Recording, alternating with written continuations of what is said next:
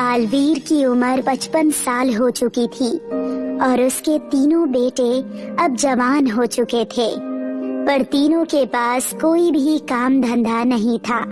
बालवीर सोचता है कि वो अपने बेटों को अपनी संपत्ति बांटने के बजाय उनको कोई काम दे ताकि वो मेहनत करना सीख सकें। बेटा, अब मैं बूढ़ा हो रहा हूँ, इसीलिए मैं चाहता हूँ कि तुम तीनों को कोई व्यवसाय सौंप दो ताकि तुम अपने अपने पैरों पर खड़े हो सको। बालवीर की ये बात सुनकर उसके दो बेटे खुश हो गए कि पिताजी उनको व्यवसाय चुनकर दे रहे हैं, पर सबसे बड़ा बेटा अधिवीर इस बात से सहमत नहीं था। ये क्या पिताजी, जब आपके पास इतनी संपत्ति है तो हम लोगों को कोई काम करने की क्या जरूरत है? आप अपनी संपत्ति हम सब में बराबर बांट दीजिए और बात खत्म कीजिए। नहीं, मैं ऐसा हरगिज नहीं करने वाला। अगर मैं तुम्हें सारी संपत्ति बांट दूंगा तो तुम लोग कभी मेहनत करना नहीं सीखोगे, और वैसे भी दूसरे की कमाई का कब तक खाते रहोगे? कभी न कभी तो खुद का काम करना ही पड़ेगा। ठीक है, जब आपने सोच ही लिया है तो बता दीजिए कि आप हमसे कौन सा व्यवसाय कराना चाहते हैं। मैं तुम तीनों को 20-20 मुर्गियां खरीद कर दूंगा और तुम मुर्गी पालन करोगे। ये बात सुनकर अधिवीर और भी उदास हो गया। वो समझ रहा था कि उसके पिताजी ने उसके लिए कोई कारखाना बनाने की सोची होगी।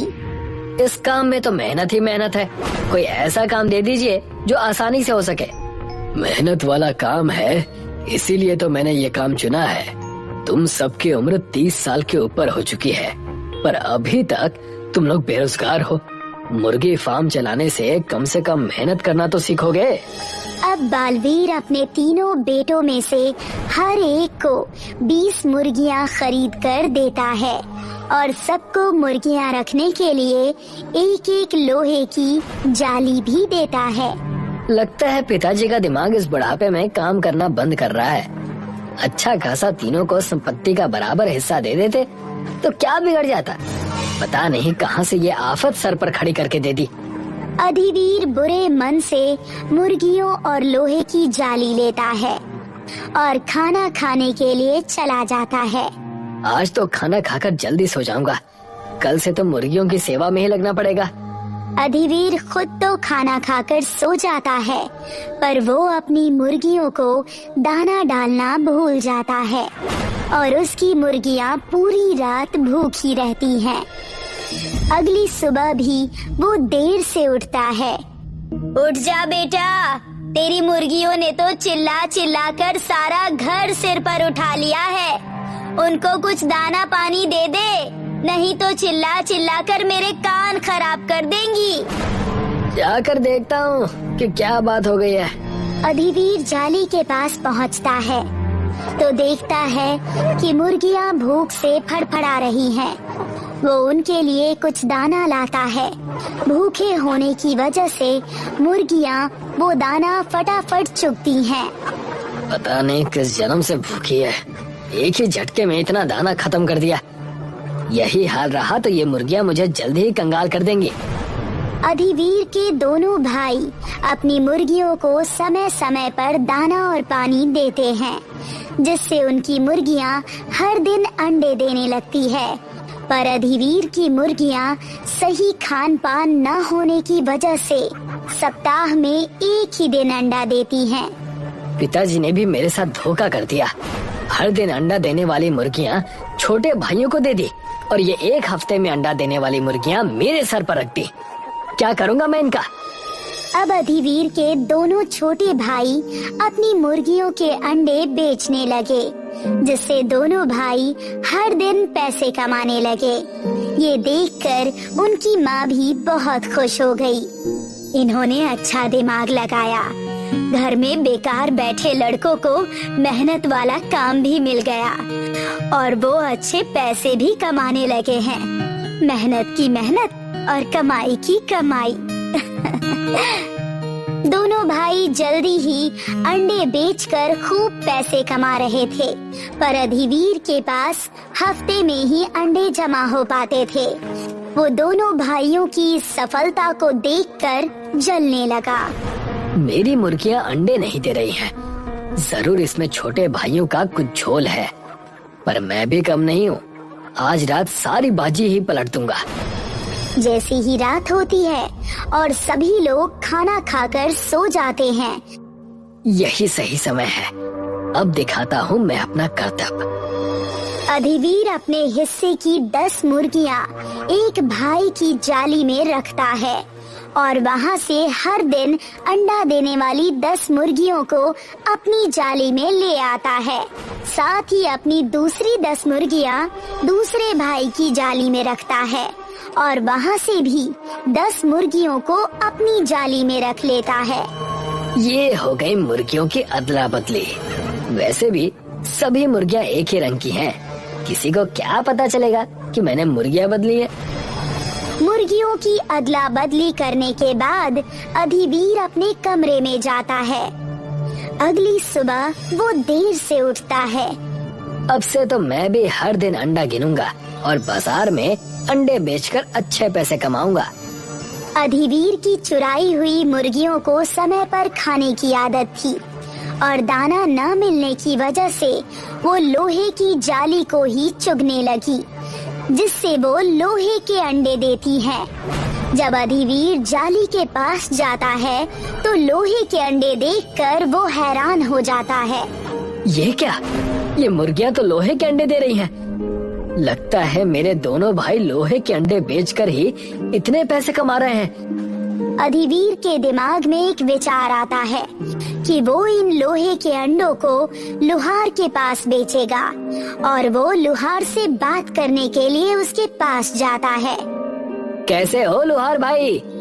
जैसा पहले था वैसा ही हूँ। काम धाम कुछ चल नहीं रहा है, कैसा होऊंगा? लगता है तुम थोड़े गुस्से में हो, पर मैं अभी तुम्हारा गुस्सा शांत किए देता हूँ। मेरे पास ऐसी चीज है जिससे तुम और मैं दोनों अच्छे पैसे कमा सकते हैं। बात को जलेबी की तरह घुमाकर मत बोलो। क्या चीज है? साफ साफ कहो। मेरे पास 20 मुर्गियां हैं जो लोहे के अंडे देती हैं। तुम उन लोहे के अंडों को पिघलाकर लोहा बेचो और जो पैसे कमाओ उसका आधा हिस्सा मुझे दे दो। सुबह सुबह मैं ही मिला था बेवकूफ बनाने के लिए। भला ऐसी भी कोई मुर्गी होती है जो लोहे का अंडा देती हो? हाँ, मेरी मुर्गियां देती हैं। क्या तुम्हें मेरी बात पर यकीन नहीं है? नहीं, हरगिज नहीं। और तुम अभी यहाँ से निकल जाओ। एक तो मेरा काम ठीक से नहीं चल रहा, ऊपर से तुम सुबह सुबह मेरा दिमाग खा रहे हो। देखो, मैं झूठ नहीं कह रहा हूँ। मेरे पास सच में 20 मुर्गियां हैं जो कि लोहे के अंडे देती हैं। तुम्हें यकीन दिलाने के लिए मैं कोई भी शर्त लगाने के लिए तैयार हूँ। बोलो, जो भी तुम कहो मुझे मंजूर है। अगर ये बात सच नहीं हुई तो तुम शर्त में अपनी 20 मुर्गियां हार जाओगे। क्या तुम्हें मेरी शर्त मंजूर है? हाँ, खुशी खुशी मंजूर है। पर ये सब मैं खुद अपनी आंखों के सामने देखूंगा। तुम अपनी मुर्गियां यहाँ लेकर आओ। अगर वो लोहे के अंडे देंगी तो मैं उन्हें अच्छी कीमत में खरीद लूंगा, और अगर ऐसा नहीं हुआ तो सारी मुर्गियां शर्त के मुताबिक मेरी हो जाएंगी। ठीक है, मैं अभी मुर्गियां लेकर आता हूँ। अधिवीर अपने घर जाता है और वहाँ से अपनी सारी मुर्गियाँ लेकर आता है। लुहार इन मुर्गियों को अपने यहाँ एक जाली में रख लेता है। मुर्गियों को भूख लगी है, इसलिए वो आवाज करने लगती हैं। भूख से चिल्ला रही हैं, इनके लिए कुछ दाना लाना होगा। लुहार दुकान पर जाता है और वहाँ से मुर्गियों के लिए दाना लाता है और जाली में डाल देता है। भूखी होने की वजह से मुर्गियाँ सारा दाना चुग लेती हैं। लगता है तुम इन्हें खाना नहीं खिलाते हो। देखो, भूख से कैसे सारा दाना चुग लिया। अधिवीर अब मुर्गियों के अंडे देने का इंतजार करने लगा। कुछ देर में मुर्गियों ने अंडा दे दिया। लो भाई, जाओ जाकर लोहे के अंडे उठा लो। लुहार जाली के पास जाता है और देखता है कि सभी मुर्गियों ने लोहे के बजाय बाकी मुर्गियों के जैसे ही सादे अंडे दिए हैं। ये तो लोहे के अंडे नहीं है।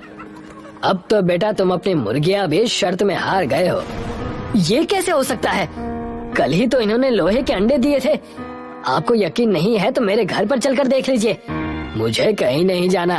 अब तुम यहाँ से जाओ और इन मुर्गियों को हमेशा के लिए भूल जाओ। अब ये मेरी हो चुकी हैं।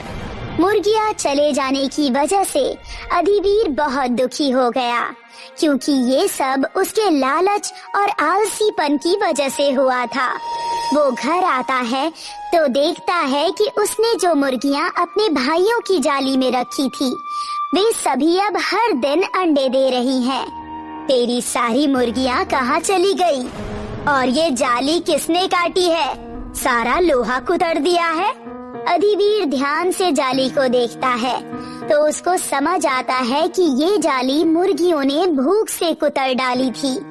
उसको अपनी गलती का एहसास होता है और वो सारी बात अपने पिताजी को बताता है। मुझे माफ कर दीजिए पिताजी, अब से मैं कभी भी लालच नहीं करूँगा, साथ ही कड़ी मेहनत करूँगा। पिताजी उसको माफ कर देते हैं और उसे नई मुर्गियाँ खरीद कर देते हैं, जिन्हें वो अब मेहनत करके पालता है।